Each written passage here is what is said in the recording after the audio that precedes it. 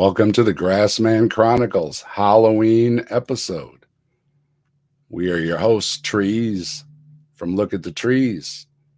I'm How's it Dave going, from the everybody? Captive Desk, and our guest host joining us for this episode is Slew Suffer Almighty from the Skeptical Satanist. Hello, Trees. Hello, Slew. Hey How's it Dave, going? how's it going? In this Halloween episode, we are taking a look at some classic Halloween monsters: vampires, werewolves, and mummies. We hope everyone is having a spooky and fun Halloween season and a happy Halloween to all. And a reminder to subscribe to the Grassman Chronicles channel if you aren't already, so we can shift the show over there. We need to get that up around 100 subs over there, and then we'll shift everything over there. All right. So everybody subscribe over there on the Grassman Chronicles. The link is below. And while you're looking below at the links, you can also see Trees. If you look at the Trees and Slew's channel, Skeptical Satanist, their links are in the description as well. And welcome everybody that's joining us. And let's get things started with our first story on vampires. Many of the images depicted today of vampires stem from Bram Stoker's 1897 horror novel titled Dracula. But Stoker got his ideas from many sources and many mythologies about vampires, and most likely only a sampling of them, as there are vampire-like mythologies in cultures from all over the globe, and going back to ancient times, thousands of years ago. Stoker's Dracula introduced many of the familiar vampire traits, such as aversion to sunlight, immortality, and the need to drink blood. Dracula is a classic Gothic horror novel and has become one of the most famous and enduring works of vampire fiction. The novel tells the story of Count Dracula, a vampire from Transylvania, and his attempt to move to England in order to spread the undead curse and find new blood to sustain himself. Dracula is known for popularizing many vampire conventions that persist in modern vampire lore, including the idea of vampires being repelled by crosses and garlic, the ability to transform into bats or wolves, and the need to drink human blood to survive. The novel explores themes of sexuality, fear of the unknown, and the conflict between good and evil. It has inspired numerous adaptations, both in literature and in various forms of media, making Count Dracula one of the most iconic vampires and enduring figures in the horror genre. Beings that drink blood and eat the flesh and steal souls or life forces for their own uses or to damn the victims come in all shapes, sizes, and forms, depending on the cultures and beliefs of the people groups. The name Dracula comes from Vlad III's moniker Dracula, derived from his father's name, Dracul. Dracul is derived from the old Slavic word drak, meaning dragon or devil. Thus, Vlad III was called Son of the Dragon or Son of the Devil. Stoker was inspired by this historical name when creating his vampire character, Count Dracula. Vlad the Impaler was notorious for his extreme cruelty and brutal methods of ruling. He earned his nickname due to his preferred method of execution, which involved impaling his enemies on large spikes. Vlad the Impaler ruled a region which is now part of modern-day Romania.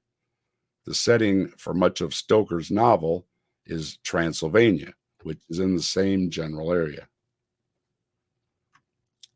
The concept of vampires has a rich and diverse history, with origins in ancient mythology and a significant impact on literature and popular culture.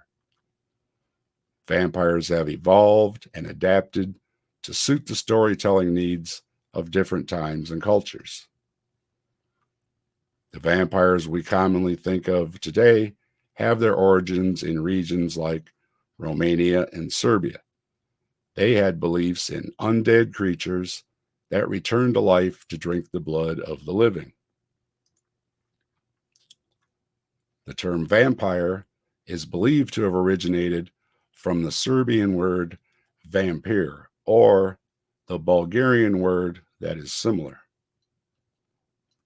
In the 17th and 18th centuries, parts of Europe experienced a vampire hysteria, marked by vampire hunts, exhumations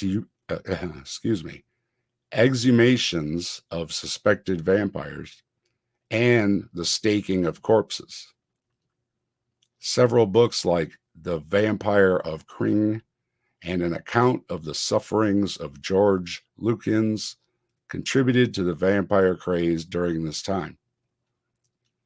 Vampires or vampire-like creatures also appear in the folklore of other cultures. For example, the Jiangshi in Chinese mythology and the Nosferatu in Slavic mythology. These creatures often had different characteristics and different weaknesses compared to the Western vampire versions. One of the most well-known vampire characteristics is the ability to shapeshift into a bat. In many vampire stories, vampires can transform into a bat or a swarm of bats. In some vampire lore, bats are considered the familiars, or animal companions of vampires. Bats are often associated with darkness and the night, making them fitting companions for creatures of the night like vampires. Bats have been used as symbols of death and the afterlife in various cultures. In vampire lore, they are sometimes seen as symbolic of the undead because they are creatures of the night and are often associated with cemeteries. There are species of vampire bats that feed on the blood of other animals. These bats are found in parts of Central and South America. While they are not the inspiration for the vampire myth, their existence may have contributed to the association between vampires and bats. In Bram Stoker's novel Dracula, the title character is described as having the ability to transform into a bat. He uses this ability to move stealthily and escape danger. Vampire stories and folklore can also be found in cultures around the world, each with their own versions about these bloodthirsty creatures. Ancient civilizations such as the Sumerians and Egyptians had myths and stories about blood-drinking entities or demons. In ancient Greek and Roman mythology, there were tales of creatures like the Lamia and the Styges, which were associated with drinking blood or preying on the living. The vampire, as we commonly think of it today, has its origins in Eastern European folklore. In regions like Romania and Serbia, there were beliefs in undead creatures that return to life to drink the blood of the living.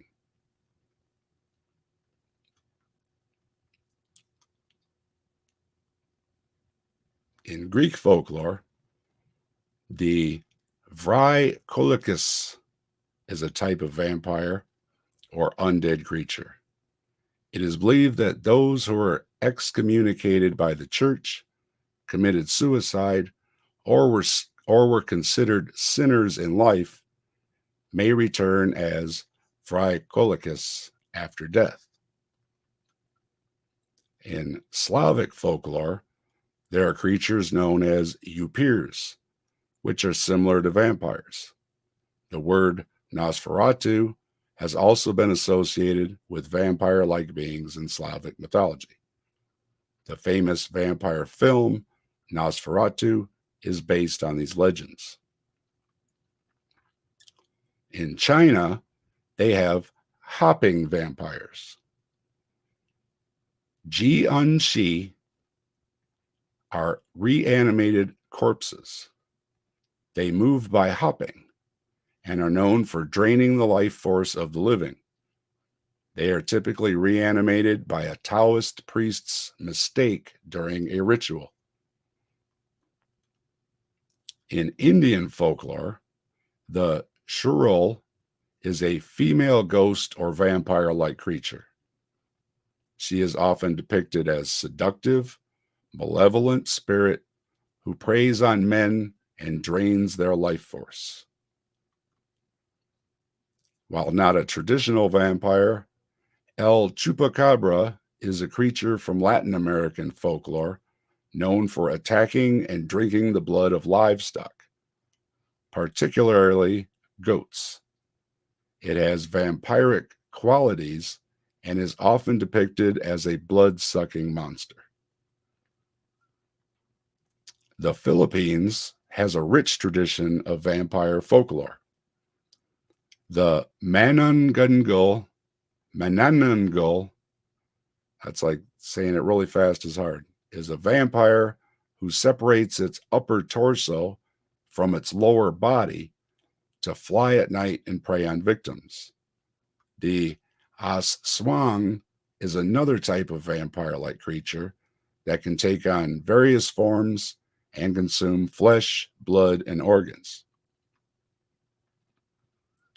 In Malaysian folklore, the Panangalan is a vampire-like creature. It is typically a woman who detaches her head from her body at night to seek out blood. She is known for her long, trailing entrails. In Poland, the Straziga is a vampire-like creature often depicted as a female vampire that can transform into an owl or other animals to prey on the living. In Madagascar, the Remanga is a type of vampire that feeds on the blood of nobles and young children. It is believed to have the ability to shapeshift into different animals. Now, these are just a few examples of vampire stories from around the world. And there are many more variations and interpretations of vampire-like creatures in different cultures. Vampire folklore continues to evolve and adapt to the changing cultural and literary landscapes. In folklore, in folklore, mythology, and various cultural traditions, vampires, witches, demons, and shapeshifters are distinct and separate entities or concepts. However, in certain works of fiction and modern popular culture, these supernatural beings can sometimes be combined or portrayed as having overlapping traits.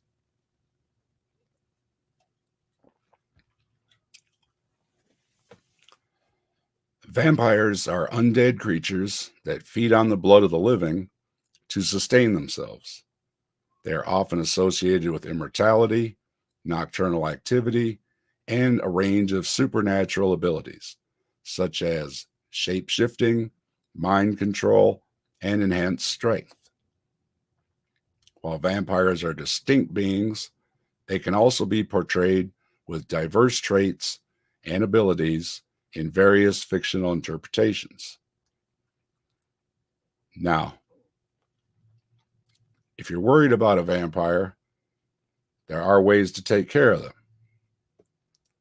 The methods and means to kill a vampire vary across different cultures and their respective vampire folklore.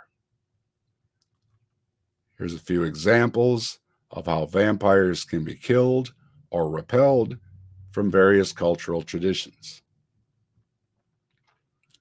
A wooden stake, one of the most common methods, is driven through the vampire's heart to kill it. In some traditions, a stake made of iron or silver is used. Severing the vampire's head from its body is another way to kill it.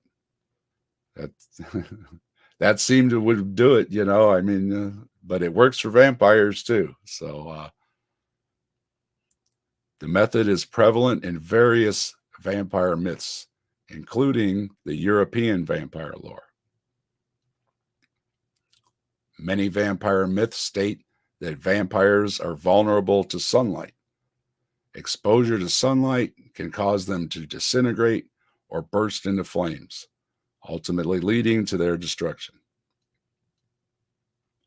Fire is often considered a powerful weapon against vampires. Setting a vampire on fire or trapping them in a burning building can lead to their demise.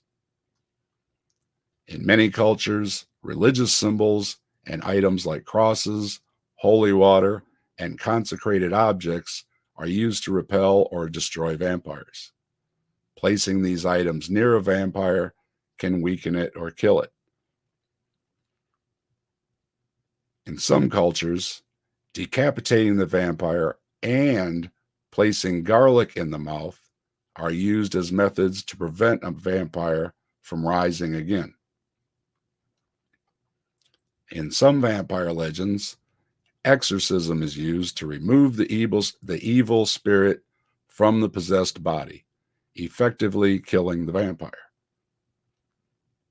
In some vampire traditions, vampires cannot cross running water, such as a river or stream. This can be used to trap or repel them.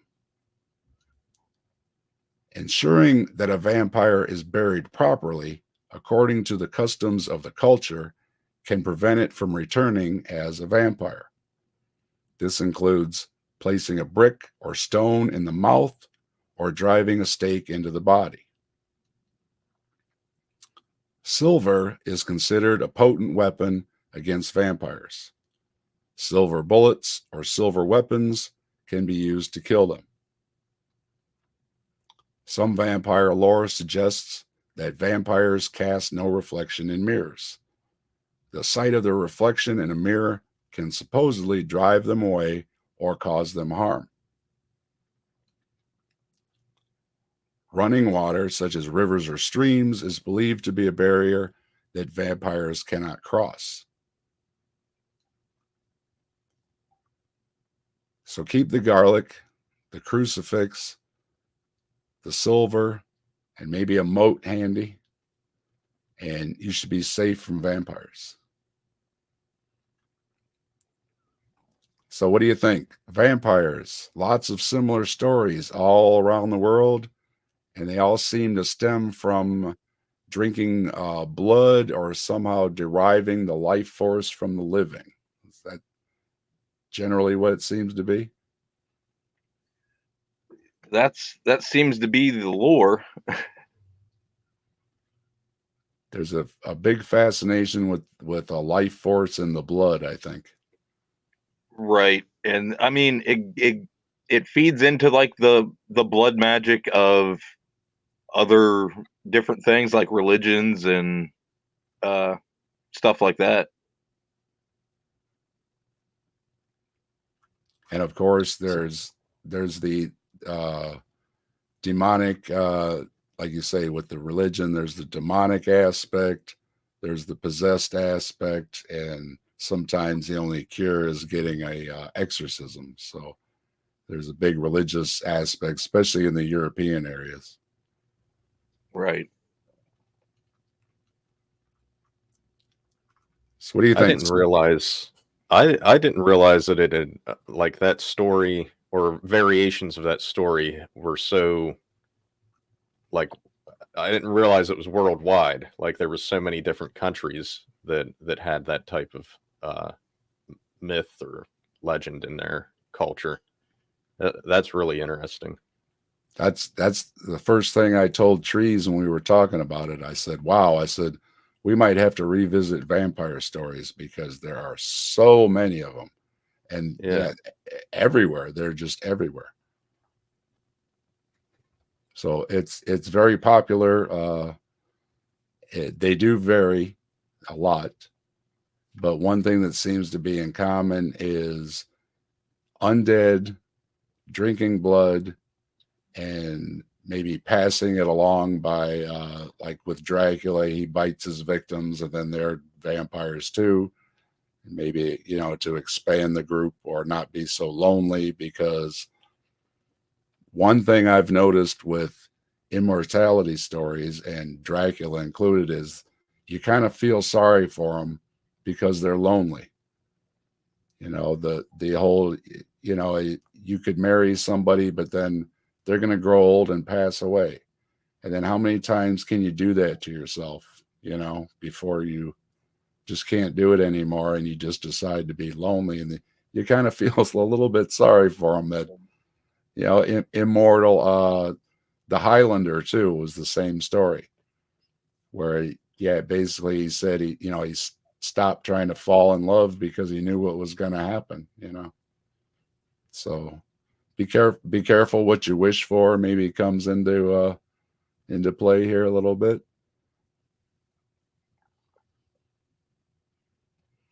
So any other thoughts on vampires? I see Tobin in the chat. Hello, Tobin. I don't know, like, what was your guys' favorite vampire movie that you ever saw? I like the Stoker's version. My wife has a copy, and we've watched it many times. And I liked that 30 Days of Night. Did you ever see that? I don't know that one.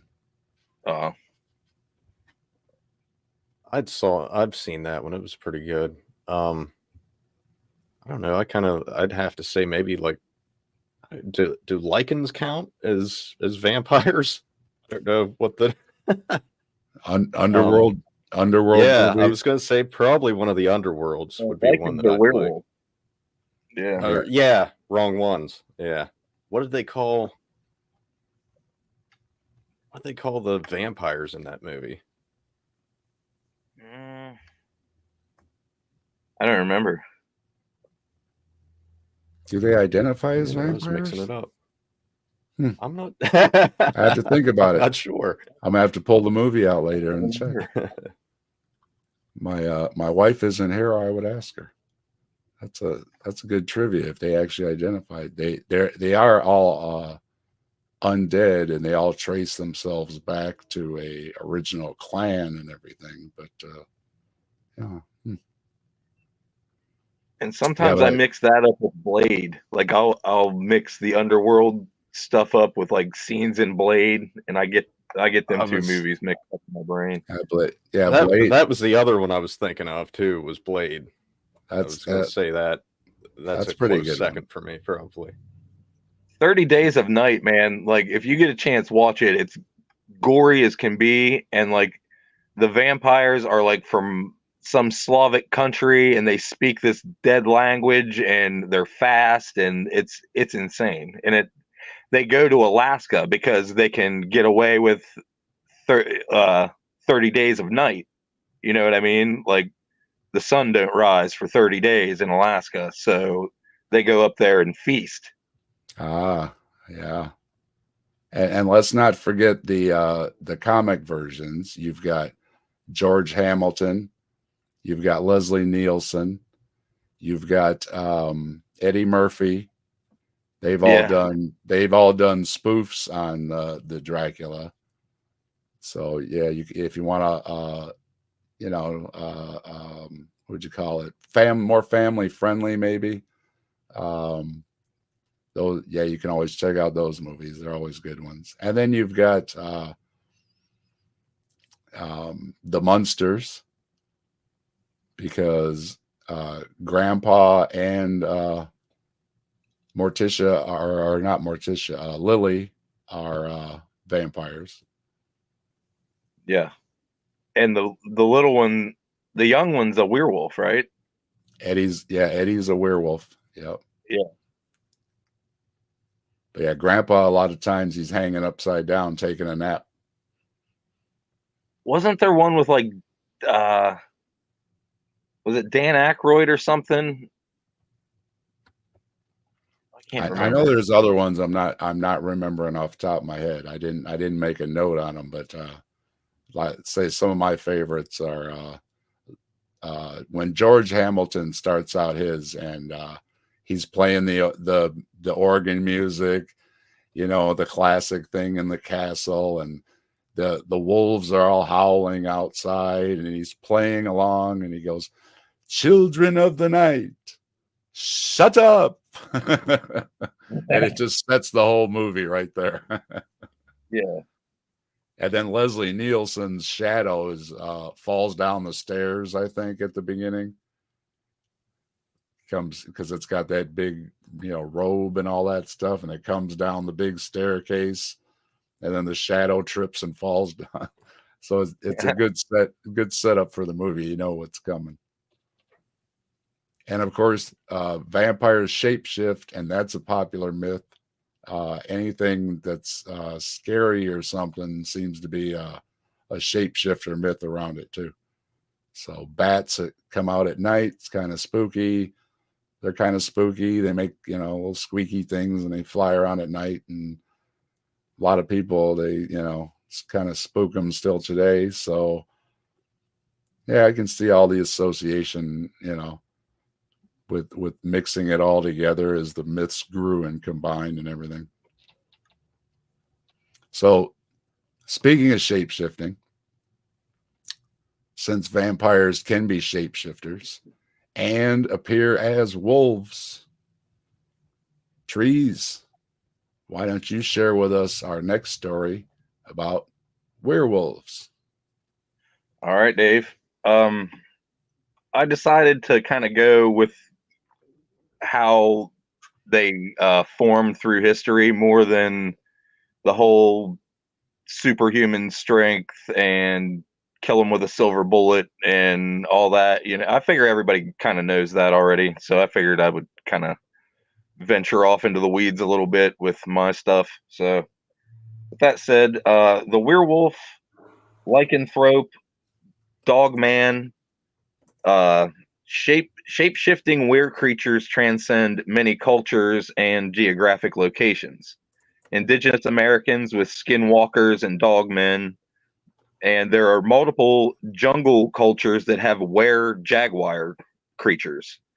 So it kind of seems like whatever animals are nearby, they'll maybe have a were creature of that sort. But we will be focusing on the werewolf to bring in the Halloween season. The Greek words lycos and anthropos are combined to make the word lycanthrope, meaning wolfman. Wolves and humans have some similar behaviors. They live in family units, they hunt and fight in strategic tactical packs, and humans and wolves often hunt the same prey animals to survive. Folklore seems to have absorbed our competition and various interactions with wolves, creating legends of wolfmen or werewolves. In 1400s Europe, farming was changing to mostly sheep as the primary livestock animal. Not only did humans like sheep, so did wolves. Suddenly, wolves were perceived as more of a threat to the livelihood of humans by preying on the humans' costly sheep. Because of existing symbolism in Christianity of the congregation being a flock of sheep for the shepherd to tend to, that made the symbolism of the wolf evil, and that eventually spiraled into the devil slash Satan changing men into wolfmen hybrids. Christians kept absorbing the werewolf uh, lore instead of refuting it. They believed some witches could turn into wolves. but they said it wasn't a true transformation. It was an illusion created by the devil, or glamours, a type of magic that that make things appear different than their form. Medieval Christian demonologists also believed Satan would take the form of a wolf. Catholic clergyman and deranged misogynist Heinrich Kramer and Inquisitor Johann Springer co-authored the Malleus Maleficarum, which is translated to the Hammer of the Witches or the Hammer of Evil. And it was a legal text for hunting, identifying, torturing, and punishing witches. The Malleus Maleficarum gives detailed instructions of torture procedures to attract confessions. Once you get a confession, you have to get a witness to verify, and now you can begin punishment, such as burning at the stake. The werewolf trials took place in the 1500s alongside and combined with witch trials. The persecution of werewolves and the associated folklore is an integral part of the witch hunt phenomenon, albeit a marginal one. Accusations of lycanthropy involved only a small fraction of the witchcraft trials. These types of werewolf/witch trials are documented in France, England, Livonia, the Netherlands, the Spanish Netherlands, among others. During the early period, accusations of lycanthropy were mixed with accusations of wolf riding or wolf charming. Some known cases of men being executed include Jan Le Loup, 5 November 1607, Johann Perkelke, 1606 in Masick, and Mathis Stoop, and they tortured Stoop until he told them that the wolf skin he wore was given to him by the devil, and then Stoop was burned at the stake in Asperzigham, and some of them were also executed for witchcraft simultaneously with werewolfism. And finally, we have a link to the factual. Murderers and cannibals existed and operated in these medieval societies and communities. There weren't terms such as serial killer back then. It seems as they struggled to understand how a person could commit such atrocious acts on their fellow humans, and to take it a step further, to prey on the most vulnerable, the innocent. It must be a monster. The folklore would insist that it must be monsters. The folklore, however, was just a tragic way of exploring and attempting to understand men doing monstrous acts by transforming them into actual monsters of lore and legend.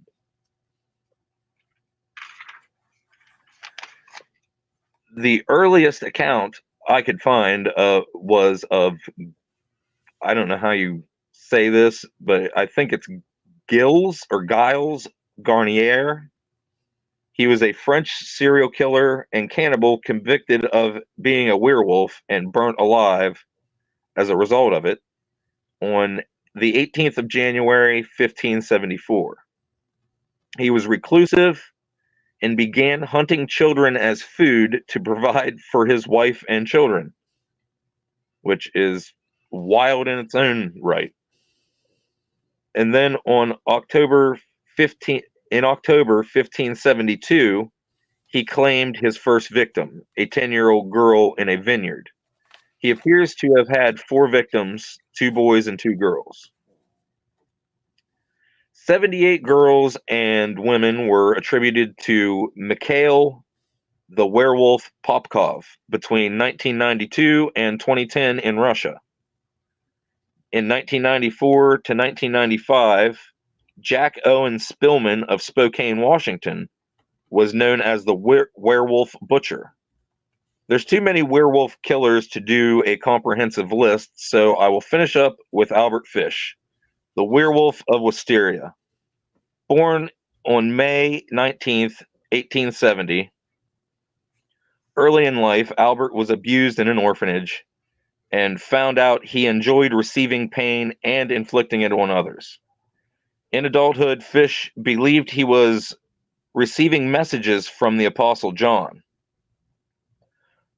His son observed Fish standing on a hill with his arms outstretched, screaming, "I am Christ." He became convinced he was being instructed by God to castrate little boys. Psychiatrists diagnosed Fish with religious mania. In 1919, he began luring children to their demise. The Werewolf of Wisteria was executed by electric chair at Sing Sing Prison, January 16th, 1936, for killing and eating a young child named Grace Budd.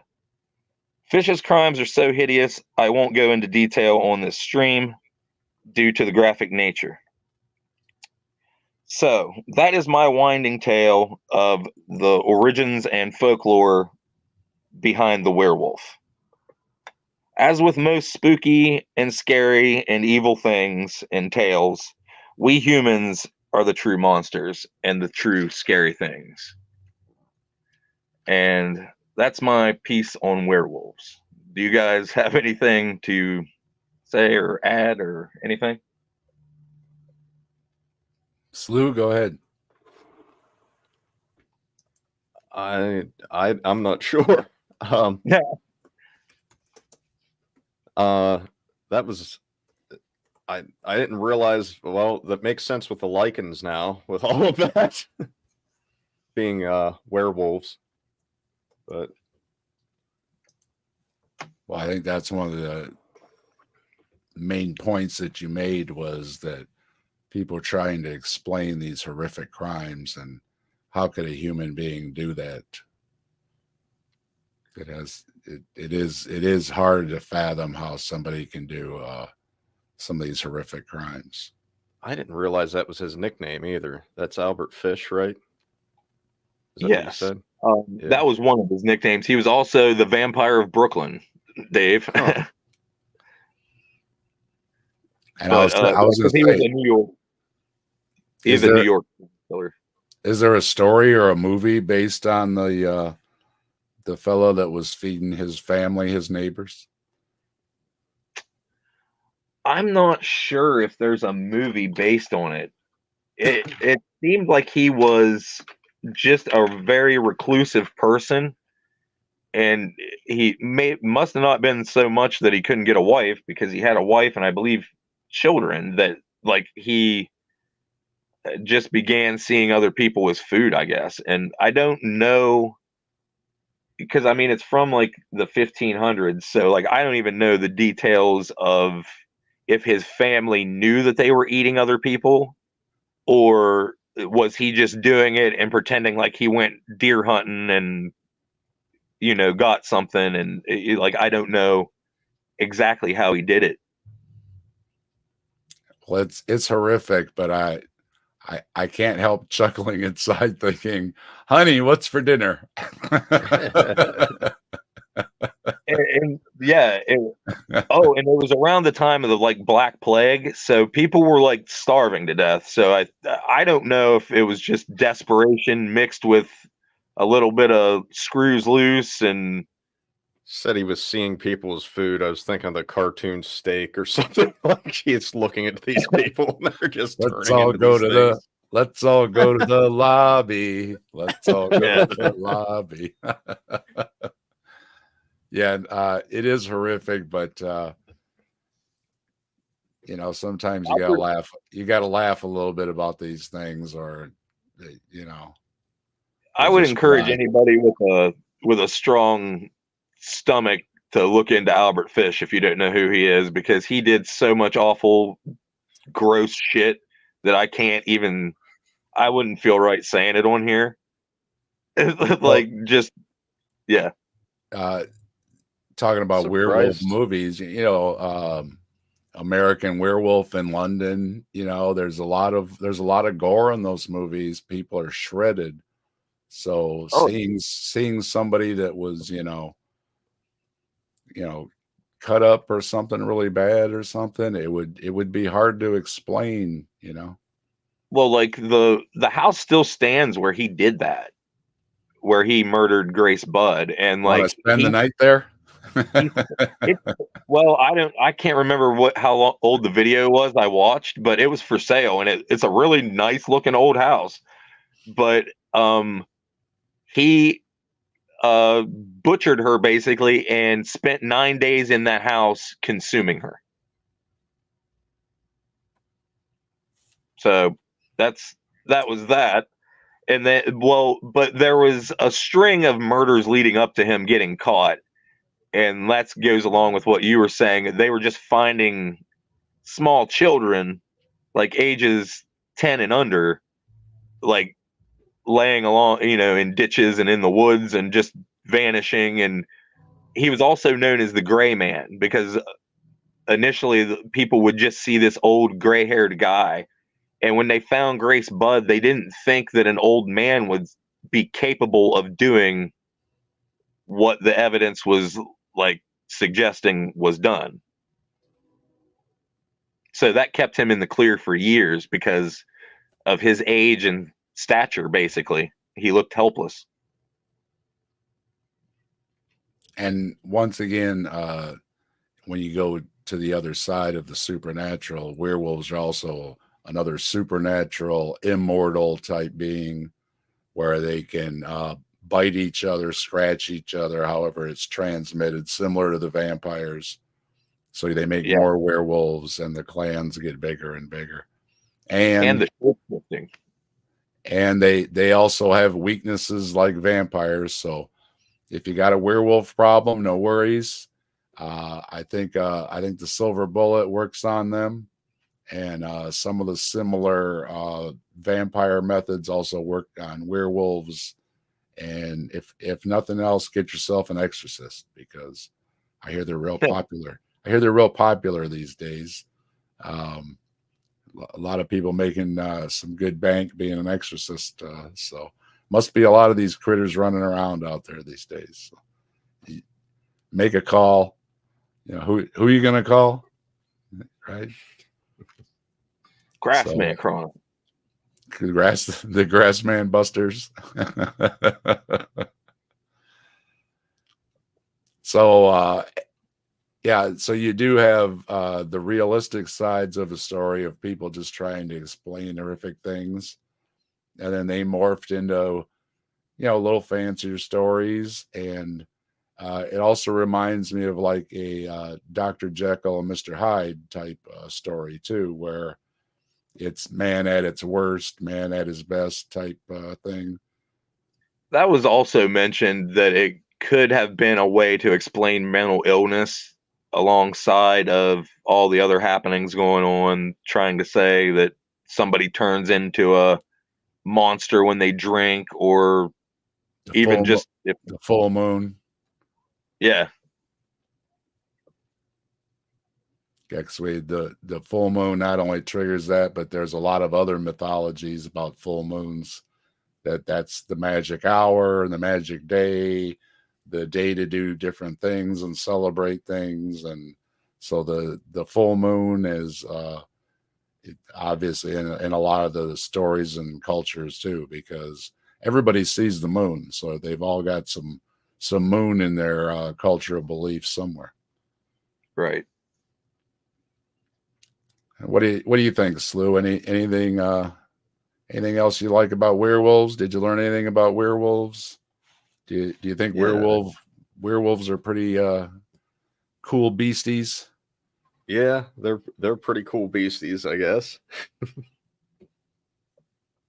They are pretty badass beasties. and talking about the underworld movies. There's a lot of fight scenes between the vampires and the werewolves that are really cool, and it's kind of demonstrating who's got what power and who gets over on who, how, and everything. So yeah, definitely those. If you want to see them fighting each other, those are the movies to watch. Yeah. So speaking of, who do you think would win, the werewolf or the vampire?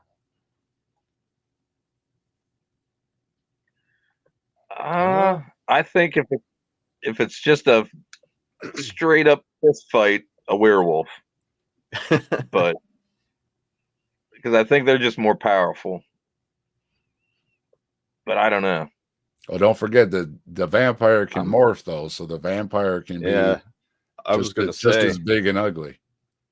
I think I'd take the vampire for that reason, because it can morph. It can morph. Well, so can the werewolf. Werewolf's a shapeshifter. Yeah, but you would think, but the vampire could probably be twice the size of the werewolf, though, right? I don't know. The werewolf kind of, they're just like vampires usually size, like, right? Aren't vampires able to like poof and be gone and then back into like, couldn't he escape like pretty easily that way though? Well, they turn into a bat. They can fly away. Yeah. I think that's not really part of theirs or not. Yeah, that's not really part of fighting though. We're talking cage match here. There's no there's no sneaking off. There's no sneaking cage off. the bat. Well, one thing for sure is if you get attacked by a werewolf, you're going to be bandaged up like a mummy. And speaking of mummies, that brings us to our next story. And we have a special guest, Slew, here because Slew wanted to share a bit about mummies with us. So, Slew, what do you got to say about mummies? Well, whenever I was looking into this, I found a little bit of a few details that were kind of contradictory, or maybe I just read them that way, but I included them anyways, and I put like where I got them at. The earliest known practice of intentional mummification is approximately 2600 BCE, according to the Smithsonian website. And they say it's during the 4th and 5th dynasties. But this seems to conflict with other details, and I don't know if this is just because, like, I think that might be an older article that I'd found, and now they've discovered more mummies elsewhere, because it conflicts with the Chinchorro mummies, which are the people of Chile, that their mummies are from the 5000 BCE, and they seem to be intentional. So that seems to conflict a little bit there, and I'm pretty sure it's just that there's new evidence that the Chinchorro mummies, now we've been finding more of them and dating the back with carbon dating and all of that. But getting back to this, I'll start off with the Egyptians. I'll talk about the Chinchorros more later. The oldest known Egyptian mummy dated around 3500 BCE. That's according to the PBS website, which I said still kind of knocks the 2600 out of the water with the Smithsonian. So I think maybe more recent testing and stuff has found out that they're older than what we initially thought, because I found that in a lot of articles about the other ones as well. But that's what I'd found there. The oldest known Egyptian mummy dated around 3500 BCE. And they say they believe they've been created because of the climate that preserved the dead, and not necessarily the embalming process itself. It was more to do with just the climate. But their mummification process consisted of taking salt water and wine, around 14% alcohol content, and washing the bodies with them. They would remove the brain through the nasal cavity with a hook, and organs were removed except for the heart. Yeah. The thoracic cavity was filled with bags of natron. It's a form of natural salt for internal drying. So, and they had embalming booths that were set up all along the banks of the Nile River. Embalming took approximately 70 days. They basically had these booths set up like salespeople and had like mummification that they were selling, which is kind of wild to think about. And they had like actual wood figures and stuff that were made to look like what the end process of the mummification was going to be. So they even had like little models that they had with them that they were showing, which is wild to think about. That's, you know, we're talking 3500 BCE. That's it's just crazy for me to think about that. For the Egyptians, when a person died, spiritual essence survived and went on a journey where it encountered numerous divine and demonic beings, ending in judgment by Osiris, the god of the dead. If found blameless, they could live with the gods in paradise. The body needed to stay intact to make this journey, though. So that was part of the reason of their mummification process, other than the kind of necessity of it around that time. Or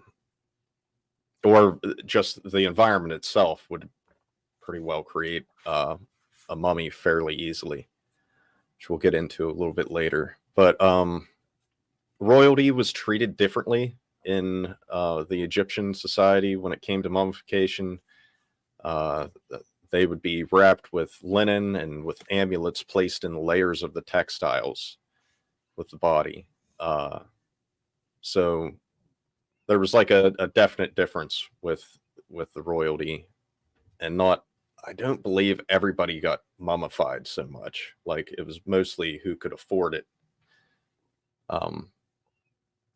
So with the story of Osiris, though, I was wanting to get into some of that. His brother, so this is the story. His brother Seth was jealous of his reign on earth. Of course, this is a summary of all of this. But his brother was jealous of his reign on earth and offered a beautiful chest to anyone that could fit inside it. And this was, of course, a trap set for Osiris. So Osiris laid down, and Seth slammed the chest shut and threw it into the Nile River. Isis, the widow and sister of Osiris, finds the body on the shore of Byblos, where a tree grew around it. The king of Byblos used the trunk of this tree as a support pillar for his palace roof. Isis successfully petitioned for its return and got the chest and body back. And Isis, from what I gathered, has powers. She uses magic and stuff in a lot of the story. Seth found the coffin while hunting, and when he recognized it was Osiris, he cut the body into 14 pieces and scattered them across Egypt. Isis and her sister Nephthys search for Osiris's pieces. Isis and Nephthys find all of the parts except for his phallus, which was eaten by a fish. Hate it when that happens. Detachable penis. Isis magically replaces his phallus and conceives their son Horus during all of this. Bear parts. Yeah. So then at the end of the story, Anubis embalms and wraps Osiris's body to create the first mummy of ancient Egypt. After being embalmed, Osiris was brought back to life with magic of Isis and resurrecting him as the god of the underworld. And that is the story of Osiris, and that's what's actually they're basing their religion off of, is this god, and that's why they're mimicking these things that the god did in the story with the mummification process. So they think that when they die and everything, their soul's going to go along as long as their body's intact, their soul will go along and get to do all of the same things, basically. So I thought that was pretty cool. I'd like to move on to the Chinchorro mummies, though. These were interesting. I didn't realize that like Chile there's Chilean and Argentinian like mummies and stuff around South America. So these mummies are from 5000 BCE. They actually predate the Egyptian mummies. They're the oldest mummies, at least the oldest intentional mummies on Earth that we found. Their mummification process was slightly different than what the Egyptian process was. Where the Egyptian process, they kind of like did a little bit of like embalming with the wine and stuff and kind of preserving the body with things like that. This mummification was basically the same when it came to like taking the organs out and all of that, and the cavities were dried while the skin was ripped off and they stuffed it with natural fibers and clay and sticks and stuff to help like keep it all up. And then the skin was sewn back together with reeds, and they attached thick black hair onto the mummy's head and then covered the face with clay and a mask with openings for the mouth and eyes. And then they finally painted the body in red or black using pigments from minerals, ochre, manganese, and iron oxide. So the reason they mostly mummified their corpses and everything seemed to be that the bodies wouldn't decompose real well in the dry environment and everything. So they kind of naturally did it anyway, and that was kind of how it started. Men, women, children, and sometimes fetuses, regardless of their status in society or whatever, they were mummified. So it was different than what the Egyptian thing was, where it was kind of royalty and people that could afford it. This was, and the sales pitch behind it and everything. And this seems to be more of just a thing that's not really a part of their, I mean, it's kind of part of their religion, but not, it's more to do with just the area that it is and everything and the climate. Then I'd read up on the Incas, which they date back to only like 1400 to 1533 CE. So these are people of Argentina and Peru area, and their mummification process involved removing the organs, saltwater wash, and chica corn beer wash. They did not dismember the bodies any or anything. They would dry the skin and cavity in hot ashes or coal, and they'd stuff with vegetable matter and animal hair, and then wrap it in textiles and put clay masks and wigs on them sometimes, which was kind of similar to the same process. That's kind of what they denote to, is that they've learned this off the Chinchorros. And so they kind of have a similar process, but it's a little bit different with the chica corn beer wash and stuff, where they're kind of using a preservative type deal with their mummification. With them, they also saw that the mummies were a physical link between the living and their gods. So it was kind of a similar deal with the way that Egypt and their stories went. It was a little bit the same way with their religion and all of that as well, and preserving the body for all of that. It was mostly used for royalty too, though, the same way that the Egyptians had their setup. And they would have a festival for their dead in which they carried mummies through the streets, which is kind of crazy to think about. So we talked about intentional mummification, which made me think of what in the hell could be unintentional mummification. At first it just kind of struck me as that's a weird way to think about it, but I guess that that's true. Natural mummification, I guess.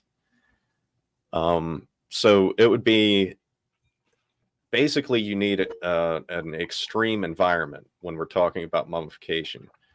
It has to be extremely wet or extremely dry or extremely frozen or extremely high elevations for these things to occur. And they have to be kind of all just right.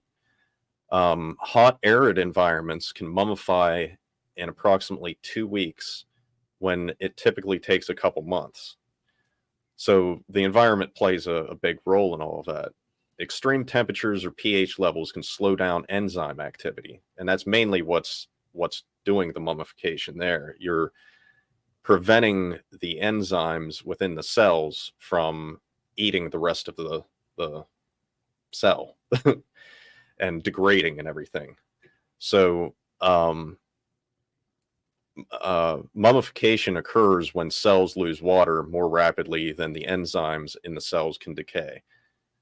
Soil can sometimes play a part in mummification through osmosis or because heavy metals impede the enzymes. Not every part of the body mummifies at the same time. The heart takes longer to dry out. Hands, toes, and scrotum dry out the fastest.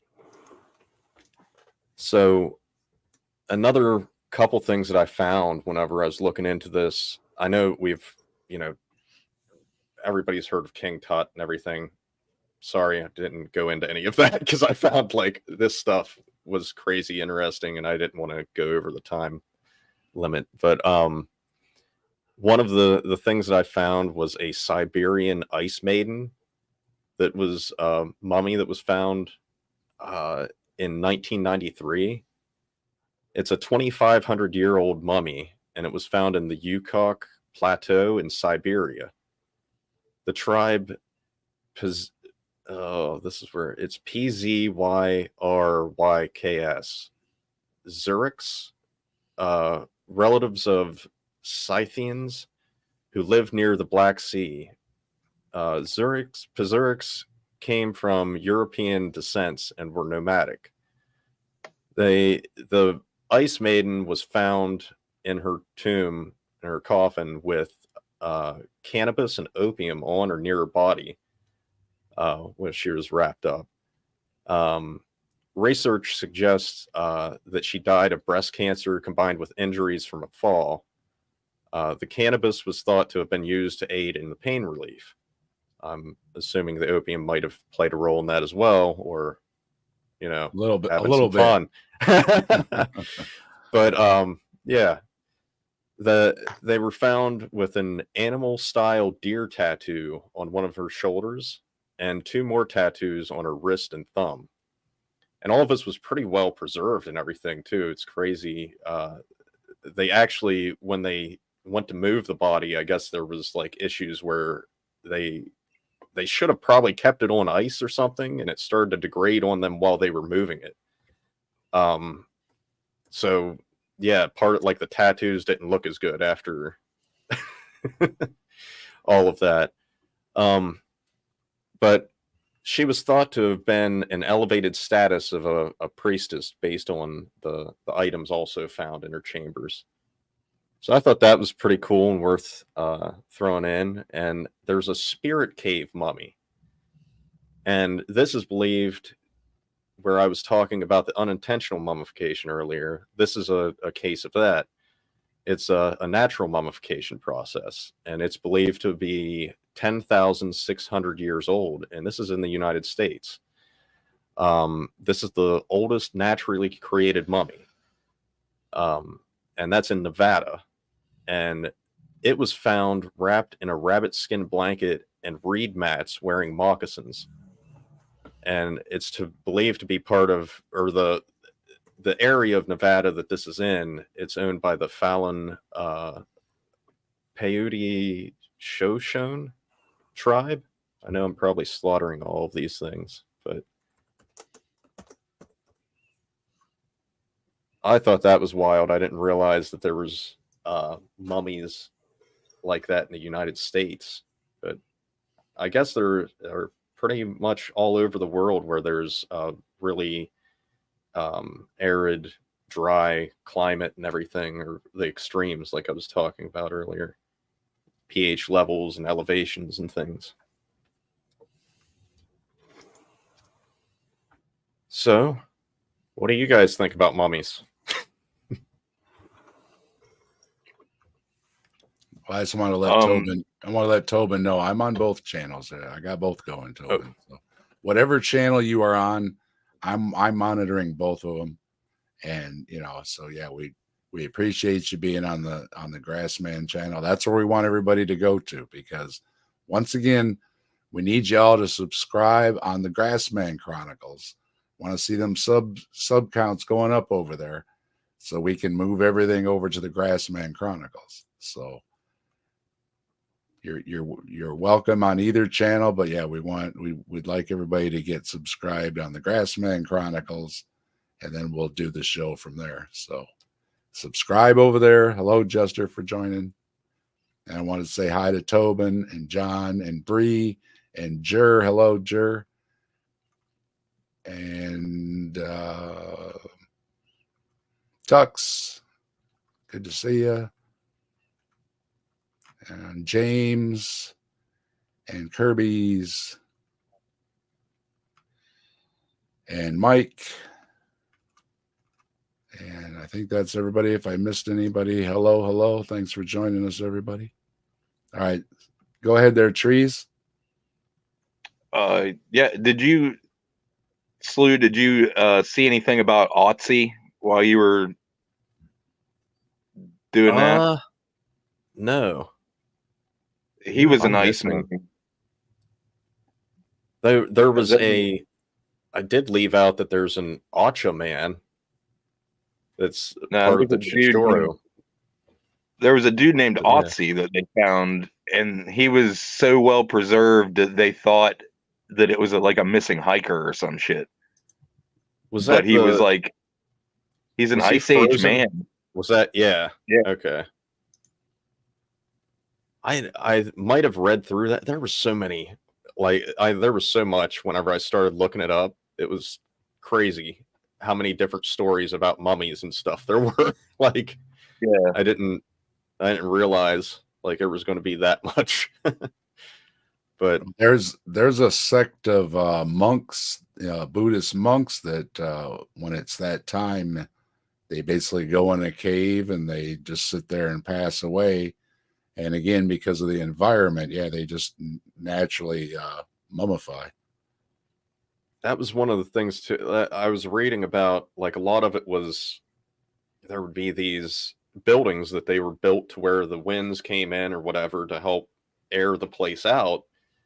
And they just made basically natural tombs. So whenever they would, or like a tomb, but the mummification area or whatever, it was just the perfect environment for that because the air is constantly flowing through and drying everything out. Like a dehydrator. That's something I never thought of, would be a culture that would just adopt it just because the bodies weren't breaking down.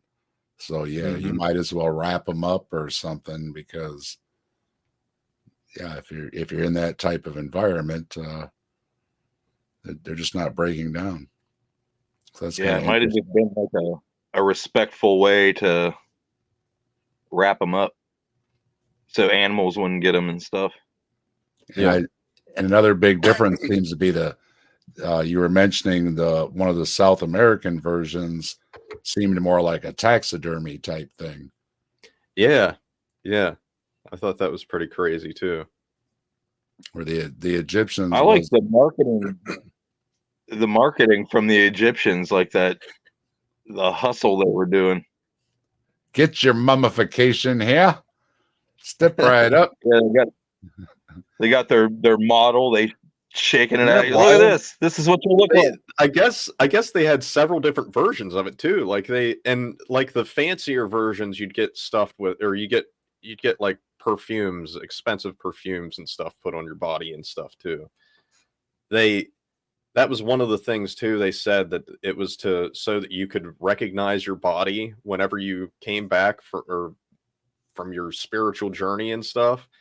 It was so you Right. could recognize your body. They would put the perfumes on it and they'd dress it up in makeup and stuff and massage the skin out and stuff too. All kinds of crazy. Nice. Yeah. Thanks, Massage your John. mummy. Thanks, John. Appreciate it.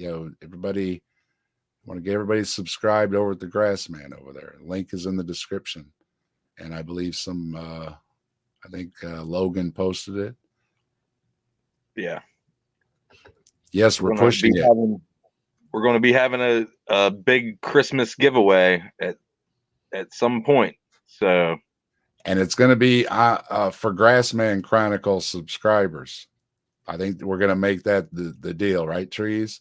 You got to be subscribed on the Grassman Chronicles if you want a chance at the special giveaway that Santa Claus might drop in your stocking this year over there at the Grassman Chronicles. Okay, so get subscribed over there, because Trees was talking with Santa, and you want to be on the naughty list, right? Santa so get on that watch. good list over at the Grassman Chronicles, okay? And I think it's neat that the different approaches, and especially with the Egyptian, they definitely had a afterlife thought in mind. Burying other things, you've seen some of the tombs, and you said you didn't want to go into King Tut and that, but those types of pharaohs and leaders, and they got buried with everything. They had a chariot and they had a boat, and they had everything they needed for the afterlife. And wasn't like, I don't know if this is just folklore and myth, or like how the movies would portray booby traps and stuff in the pyramids of the tombs to keep grave robbers or whatever from stealing stuff. The way I understand it, there's only one way in and one way out, and the only other channel was for the big block to slide in that blocked off the only one way in and one way out. So yeah, but of course, if you chisel away a pyramid scheme, if you chisel away at it long enough, though, you're going to find a way through. And sadly, the archaeologists have discovered that a lot of those tombs were robbed a long time ago, and that stuff a lot of it is long gone. So tombs like King Tut were a rarity, and to actually see one that was mostly intact is a rarity. So, but again, kind of in the immortality line and the religious line, different beliefs about the afterlife. And similar to kind of like the Vikings, how they would be buried in, some of them with their ship or their, animals or different possessions, their swords, their axes and shields and shit.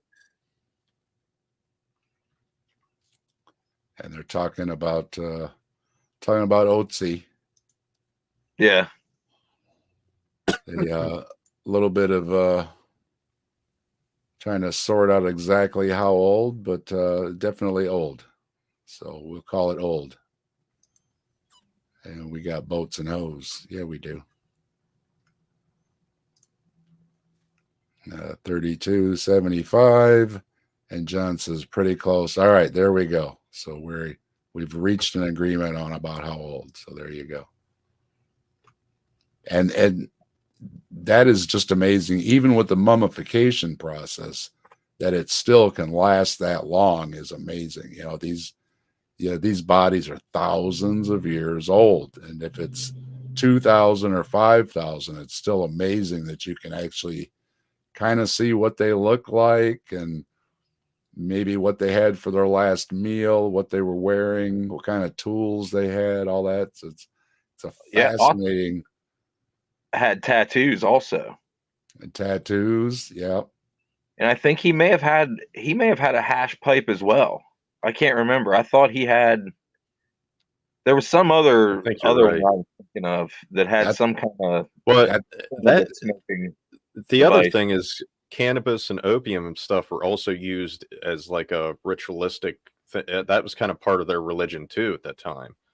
The older religions you get into and stuff like that, they use that as for ceremonies and for like all just telling their stories and shit. Like, Right. Probably like an Right. incense type thing too.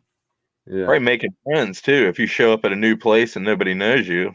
Because it seemed like Oz yeah. was coming from somewhere or going somewhere.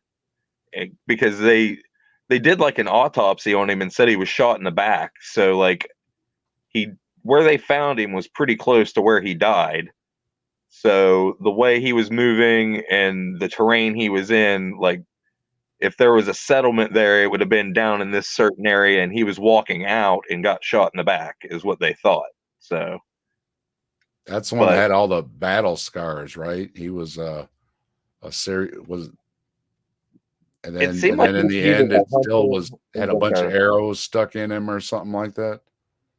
Yeah, but he was. I think that's what he died from. Like they found the. If I'm pretty sure that was the one they said had battle scars from before. So Oh, he might have. it was regular warrior type. It's been a while since I looked into that. I need to check that out again. Hello, Purple. Good to see you. And Sumami. Hello. Yep. Purple, Sumami, Bree, John, Tobin, Tux. I know I'm missing people. There's a bunch in there.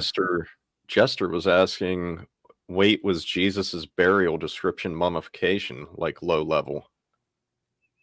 It's the body was prepared by tradition, so it depended on the time and the locale, because the Judaism traditions kind of varied from neighborhood to neighborhood. But the basic idea was some kind of preparation for the body. So, and by sundown. And they used, different herbs. And when I was doing my shroud video, I was trying to find out if they used them more as oils or as whole herbs.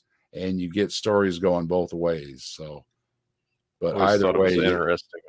The shroud thing was kind of like their they had a little there was a salesman thing going on with that too for forever. Like it's going on today. There were several shrouds that were the shroud of Turin that were around like throughout history. And there's Shroud of Angela. Well, they were selling them as collectibles almost, and so people are finding the fake shrouds or whatever, which they never find a true one. You can't, like, I don't know. Well, one of the possessors of the shroud of Turin at one time was kept in a box with a lot of other religious artifacts, like a piece of the cross and all those different artifacts that roll around. Some of Jesus's blood, all these things that roll around, that this was actually in a box, of a whole bunch of other trinkets. And at one time, it was a party favor. They would cut pieces off and pass it out to the guests as a party favor. And to the serious, let's call it worshiping of it, is more of a recent thing. It has damage on it, because mold damage, because for a while somebody just stuck it in a jar and kept it in their basement. I mean, it wasn't treated like it was Jesus's burial cloth. I mean, if you thought you had Jesus' burial cloth, maybe put it up on the top shelf somewhere and not in a jar in your basement and let it get moldy. Right. Well, they called them relics. Like it wasn't, it was like kind of known, because like every Catholic temple or whatever had a chunk of Jesus's flesh supposedly, and like a piece of the cross and a fucking nail or some shit, like. Well, they let all bullshit. They let a piece of one of those, the cloth, go to. Didn't they get it carbon dated or something, and it did not turn out the way that they wanted it to, and now it's like 200 years old or something. well. Like, it wasn't That's the old. part that was repaired. That's the part that was repaired on it from the It's fire that happened. watch my video. I cover all those topics on the shroud, and Yeah. I put a lot of effort into my video, and I cite people and everything in it. Okay, I just don't talk. I say, this expert says, the person that did the testing says, okay, and it's my understanding that Ember is going to have a video out on the shroud, and Mr. Jimmy Tux that I saw in the chat has also been working on a shroud video, and maybe in a couple parts, because as they both discovered, as I did, there is a lot of stuff about the shroud, and you can do, and people have wrote books on it because there is a lot of information, but it all boils down to the dating methods have not been challenged by the church. So the church basically accepts that it's not first century. So there you go. But check out my shroud video and comment on it. I've been asking people to review it. I've been trying to get SJ and Otangelo and everybody to review it, and I got no response. So I can take it. If you think it sucks, just put down in there in the comments that it sucks. Okay, I can take it. All right, we can all take it, right? A little criticism never hurts anybody.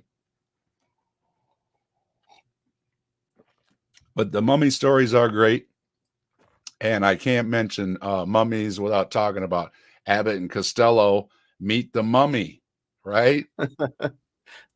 That's a classic in its own. And Abbott and Costello also met the werewolf, vampire.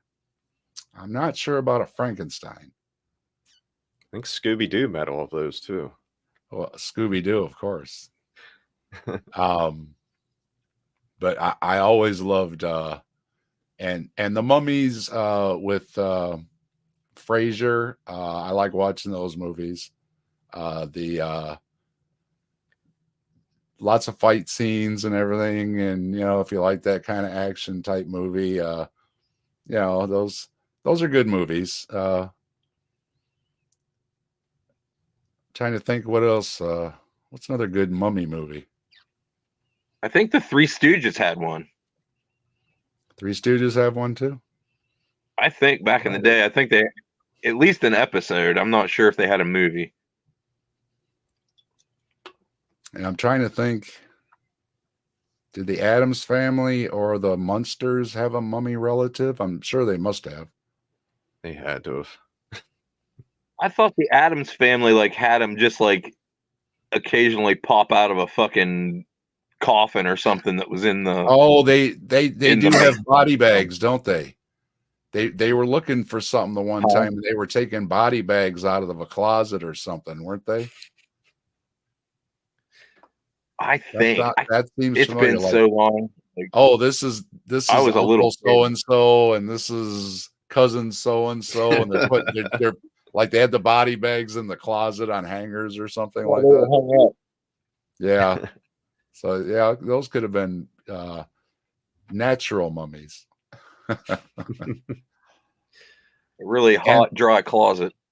Well, and speaking of, there have been people that died alone in their homes, and they had the right HVAC running, and they have found them mummified because sadly nobody noticed that they were not bringing in their mail or answering their phone anymore.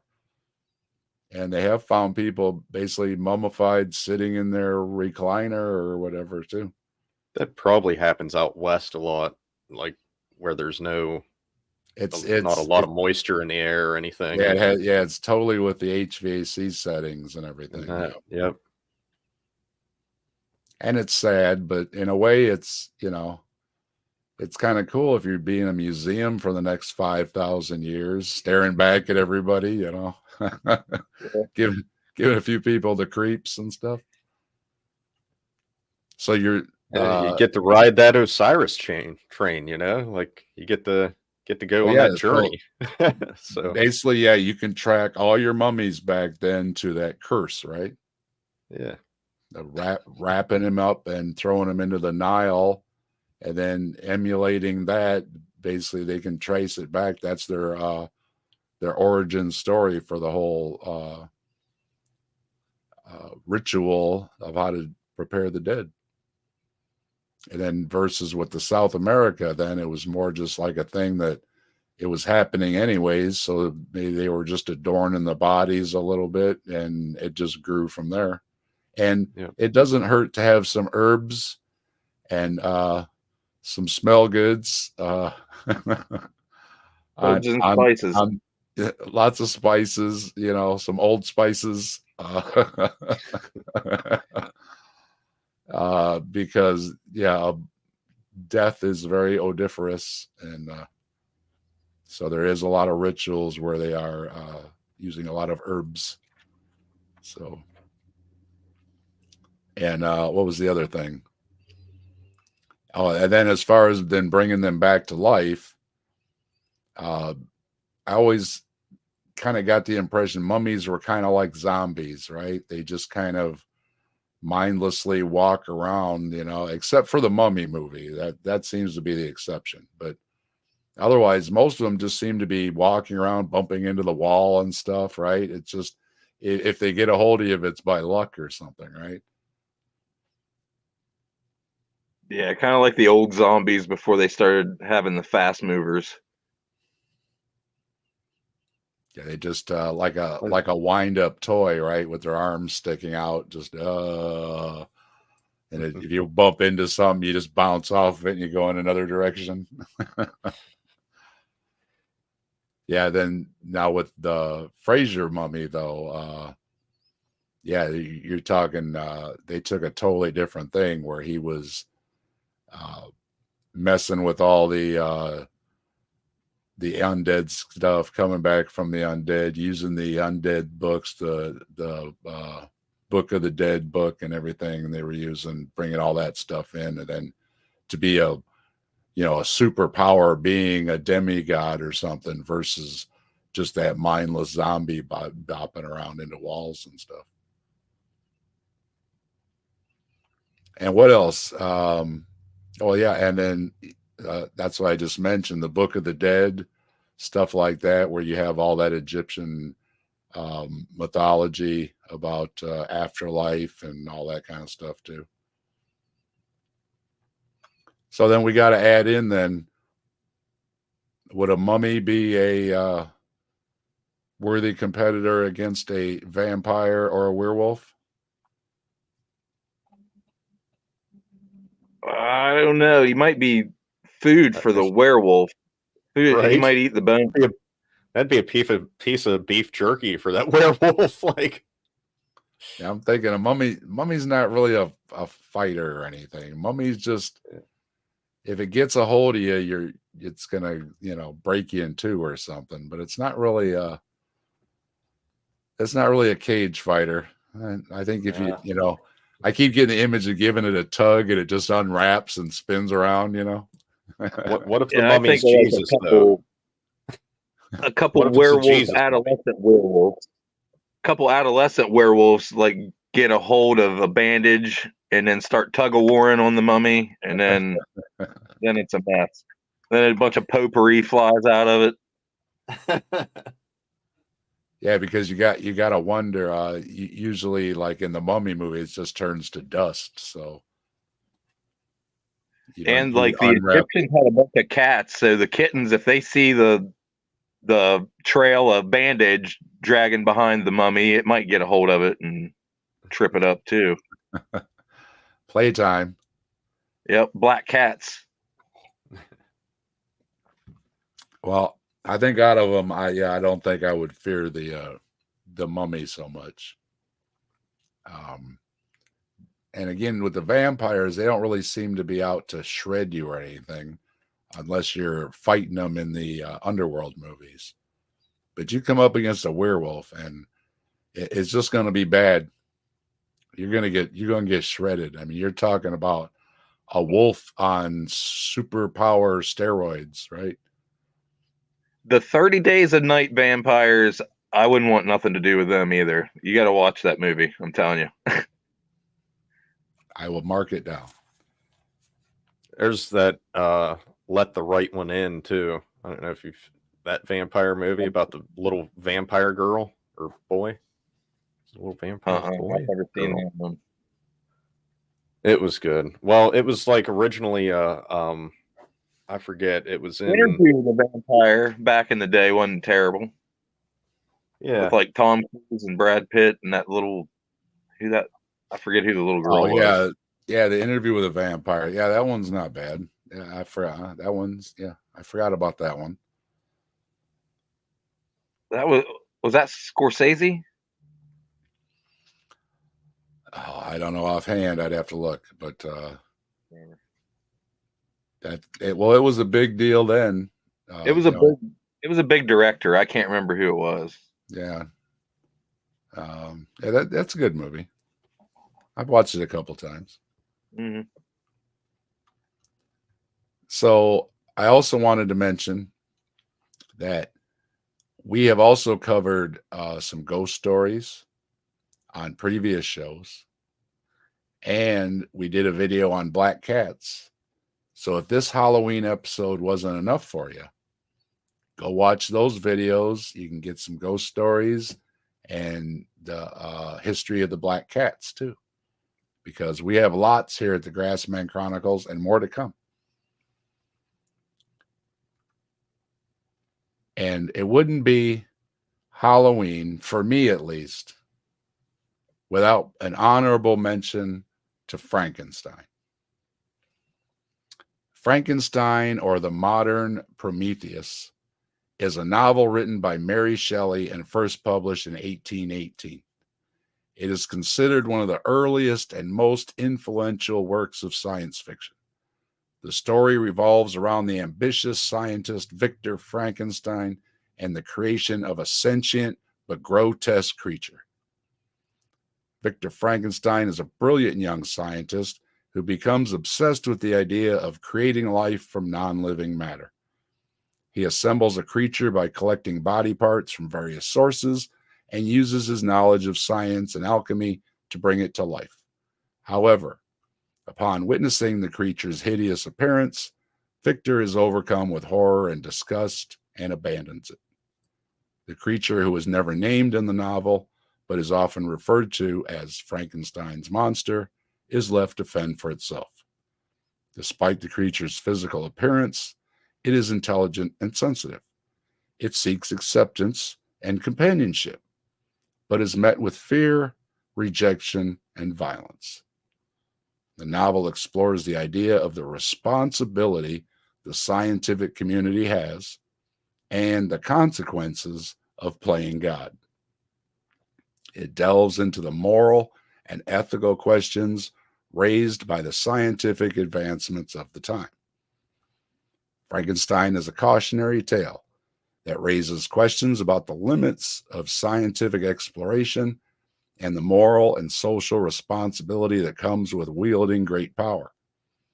It has had a significant impact on literature and popular culture, inspiring numerous adaptations and interpretations in various media. Indeed, science has great responsibility in many areas. What do you think? Very, very profound message in there that science has great power. And how far is too far? Right.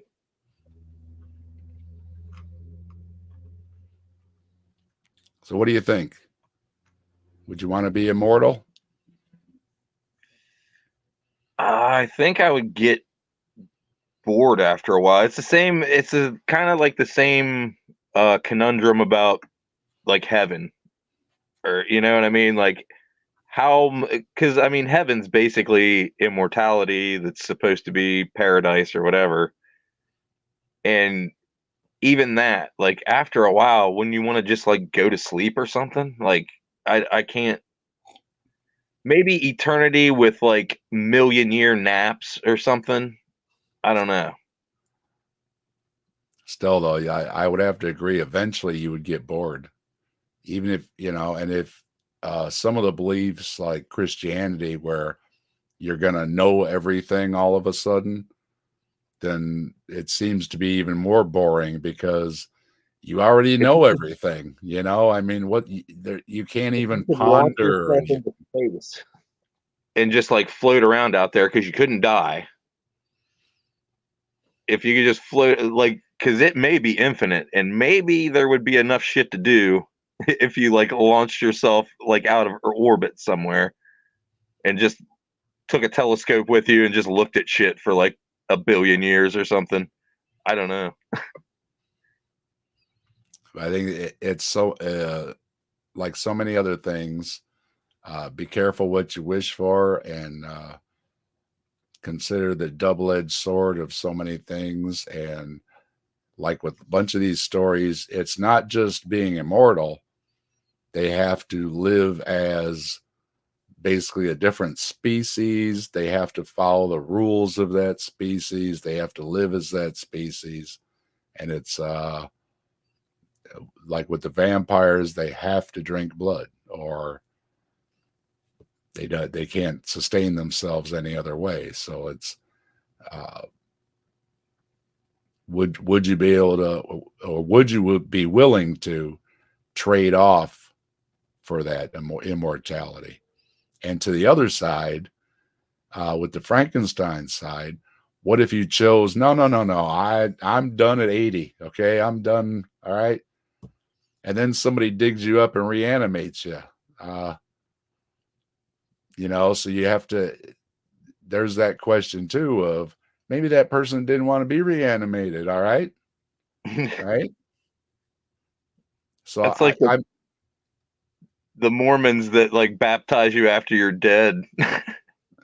yeah, who asked for that, right? Right. So I think if I was content with resting in peace and somebody disturbed my peace, I might be a little upset with them, saying, right, who are you? What time is it? Where's my phone at? It could go both ways, right? Yeah. And once again, I wanted to remind everybody, go get subscribed over at the Grassman Chronicles channel. Links in the description, so we can get the show moved over there, because Trees and I want to have it done over there on its own channel eventually. And once again, Santa's going to come for the Christmas episode, and we want to reward somebody for being a viewer and a viewer on the Grassman Chronicles. So you want to get subscribed over there, or Santa might miss you, okay, for the Christmas episode of the Grassman Chronicles. And as promised, Trees and I, we like to have a little fun with the show. And because it's Halloween, we wanted to cover Halloween. And it's not our usual cryptids, although maybe a little bit with the werewolf. But we are going to be right back into the cryptids and right back into the Bigfoot stories coming up next month. So for all the Bigfoot and Grassman and Yeti and Sasquatch fans, we got you covered. We got a whole bunch of stories we want to cover, and we can't wait to do them, okay? And I know Trees is looking forward to it too. Trees is in Grassman territory, and you never know. He may just spot one outside his door one of these days, so we're always hopeful, right? Oh, definitely. I'm hoping they smell the grass burning and show up. And I want to thank everybody for stopping by in the chat. Appreciate everybody. And I hope you all have a happy Halloween, and you're having a good spooky season. And if, like we said, there's plenty of scary movies to watch about mummies, vampires, and werewolves. And there's also some comedies. If you not so much gore, you can tune into one of the comedies. Abbott and Costello, Leslie Nielsen, George Hamilton, all these people that have made spoofs. Have a good laugh, whatever your choice is for Halloween. And Before we go, Trees, I want to let everybody know about your channel and what you got going on over there. Yeah. I'm Look at the Trees. I do different outdoor videos, along with sometimes I do Pastor Blaster episodes where I talk smack at some kind of evangelical pastor.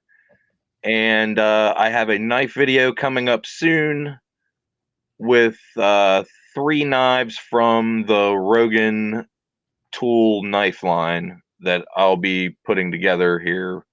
I should have it up probably by tomorrow afternoon, I would think.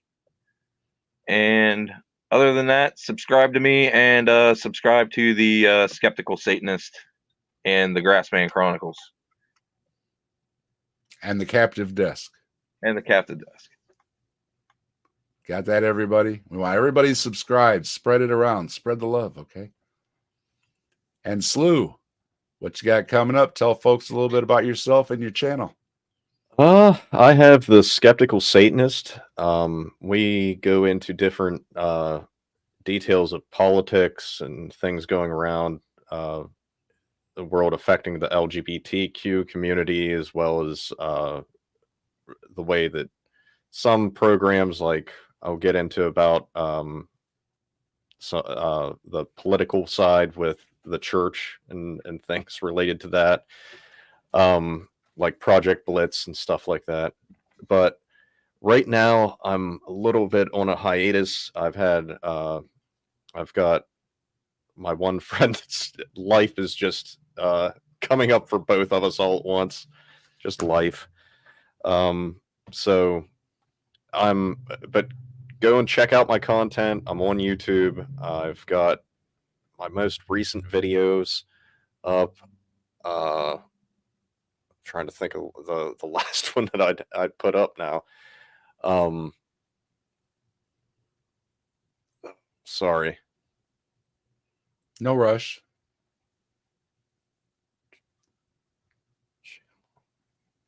I believe it was a live stream that I was on. I had up. Oh, Christianity and Capitalism was the last one that we had up. A Match Made in Heaven. So come check that out. I've got several other videos up too on there where I've interviewed people like Mary or Fee from the Misfit Amish. I had them on with me a while back, and we got to talk about some things. I had a Fuck Pat Robertson celebration, so that was a fun one. Yeah. But yeah, I check out my content, give it a like. I would also recommend if anybody's struggling with religious trauma or has been having trouble with their deconversion or anything like that, or has had issues while in a religion, to check out the the Secular Therapy Project, for one, can help with finding therapists and stuff. And Dr. Daryl Ray is the founder of that, and the Recovering from Religion Foundation. I want to make sure I didn't end up saying the wrong one, because Freedom from Religion always pops into my head with that one. But yeah, Recovering from Religion Foundation can help people that are dealing with those things. They have volunteers there that can help talk them through issues in their life and everything due to religious trauma. I think that's a good program. I always like to throw that in. Check it out, everybody. And Sumami was asking, what is a Grassman? And we are the Grassman Chronicles because here in Ohio, Bigfoots are known as Grassman. And Trees and I are in Ohio. So we have the Grassman Chronicles. Okay, Sumami? And I know somebody did answer in the chat, but I just wanted to let everybody know, because if anybody else was wondering why we are the Grassman Chronicles, that's why. Because Bigfoots come in many sizes, shapes, colors, smells, and different names depending where they're at. So, and we're going to cover all of them, so don't worry. Yeah.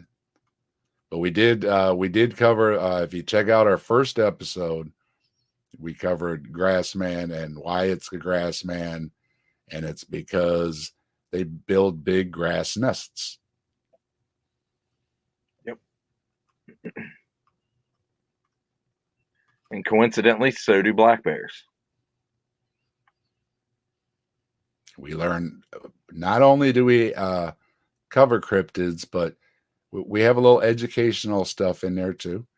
Again, learned some stuff tonight about South American mummies. Were basically, well, they're mummifying themselves anyways, so let's fix them up a little bit, right? So you're going to learn a little bit on the Grassman Chronicles too. So another reason to subscribe and stay tuned.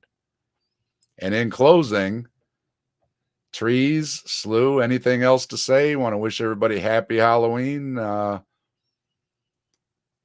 Yeah, everybody. What's your favorite? Enjoy What's your however favorite? you- What's your favorite a- Halloween beastie? Or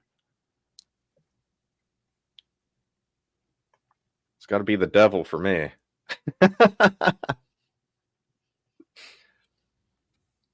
that's always a winner. That's I always like the South Park Satan the best. Yeah. He's got a great attitude.